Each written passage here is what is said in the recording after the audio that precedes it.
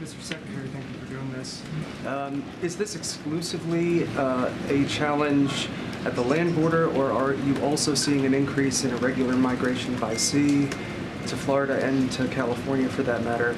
And then secondly, on the regional processing centers, I know that your staff has said that you'll have more announcements on exactly where those will be in the coming days, but just to echo my colleague's point, did you want those to be ready ahead of the expiration of Title 42, and can you give any details on exactly where those processing centers will be? So with respect to maritime migration, a number of months ago, we were experiencing pressure in the maritime environment, and we responded to that pressure with increased resources.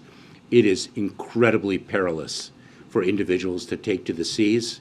The search and rescue operations that the United States Coast Guard has to undertake all too often to rescue people, those seas are rough, and the vessels that they use are extraordinarily flimsy, and we see death on the high seas.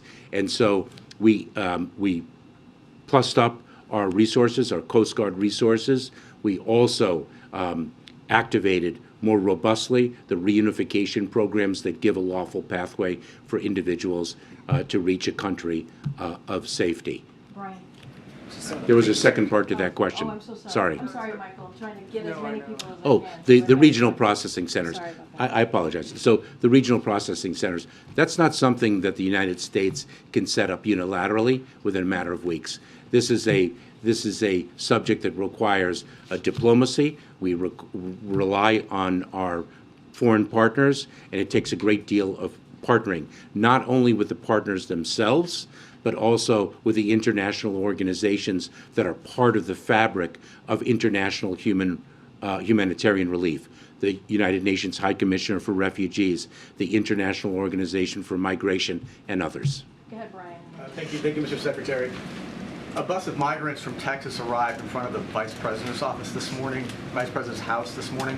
What's your response to that, to more buses of migrants being sent from Texas to Washington, D.C.?